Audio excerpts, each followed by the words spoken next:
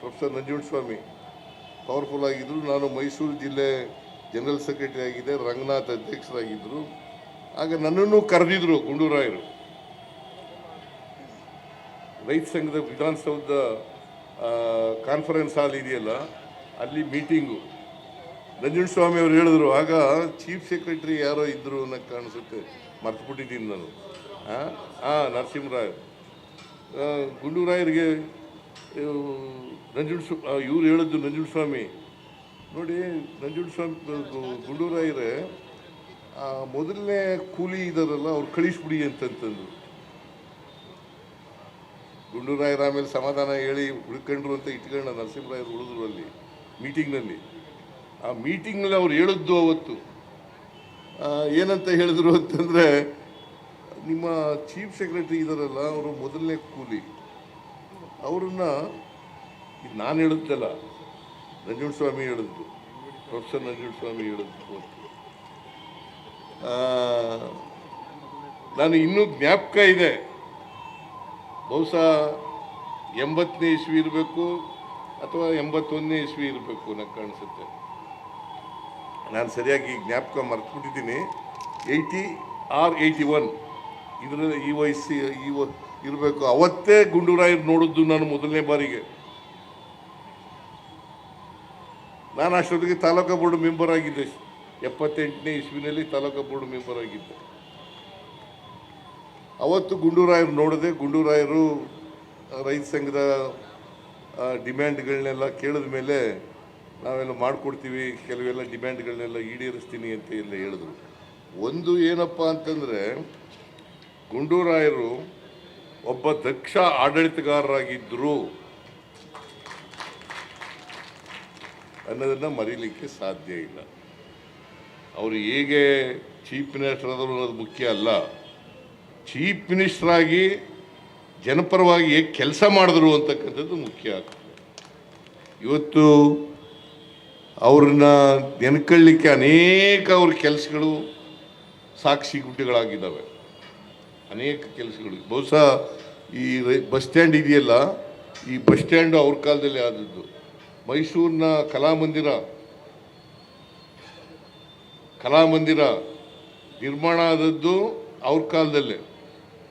Hyderabad Karnataka board ಆದದ್ದು ಅವ್ರ ಕಾಲದಲ್ಲೇ.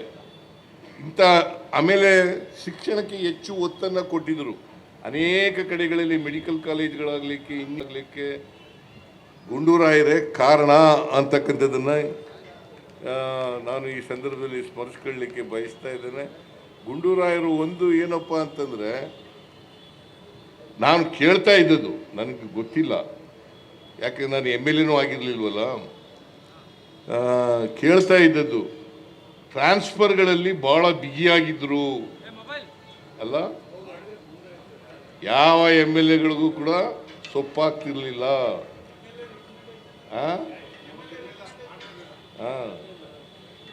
ಬರೀತಿರ್ಲಿಲ್ಲ. ಭಾಳ ಬಿಗಿಯಾಗಿದ್ದರು ಅಂತಕ್ಕಂಥದ್ದು ಗೊತ್ತಿತ್ತು. MLAಗಳು ಹೇಳಿದಾಗೆಲ್ಲ ಟ್ರಾನ್ಸ್ಫರ್ಗಳು ಮಾಡಿಕೊಡ್ತಿರ್ಲಿಲ್ಲ. ಸೊ ಇದನ್ನು ಅಂದರೆ ಶ್ರೀಮತಿ ಇಂದಿರಾ ಗಾಂಧಿಯವ್ರ ಜೊತೆಯಲ್ಲಿ, ಸಂಜಯ್ ಗಾಂಧಿಯವ್ರ ಜೊತೆಯಲ್ಲಿ ಚೆನ್ನಾಗಿದ್ದರು. ಆ ಕಾರಣನೂ ಕೂಡ ಅವ್ರಿಗೆ ಹೊರವಾಗಿತ್ತು ಅಂತಕ್ಕಂಥ ಮಾತುಗಳನ್ನು ಹೇಳಲಿಕ್ಕೆ ಬಯಸ್ತಾ ಇದ್ದೇನೆ. ಸಂಜಯ್ ಗಾಂಧಿ ಏನಪ್ಪ ನಾಯ್ಡು, ನೀನೇನಾಗಿದ್ದಾಗ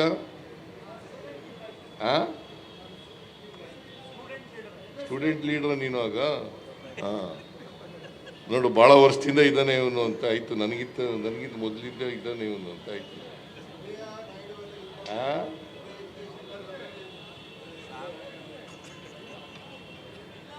ಇವರು ಉದಯ್ ಶಂಕರ್, ನೀನು ಆ ಕಾಲದಲ್ಲಿ ಇದ್ದದ, ಇವನು ಮೆಂಬರ್ ಆಗಿದ್ದಲ್ಲ. ರಮೇಶ,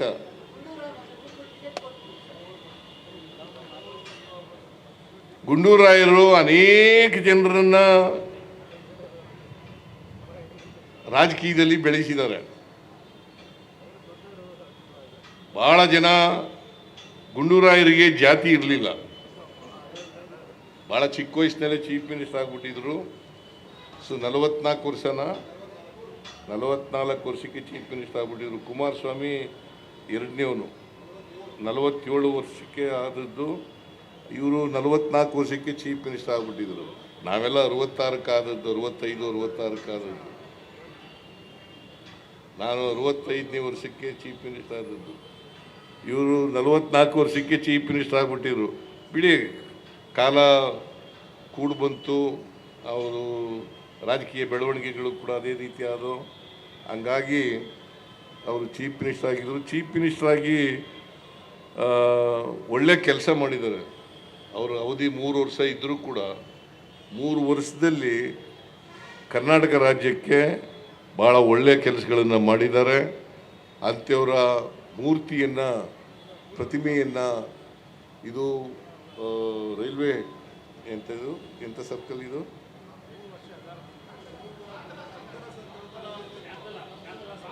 ಶಾಂತಲಾ ಸರ್ಕಲ್ ಅಂದರೆ ಈಗ ಪಾಪ್ಯುಲರ್ ಆಗಿರೋದು ಯಾವುದು,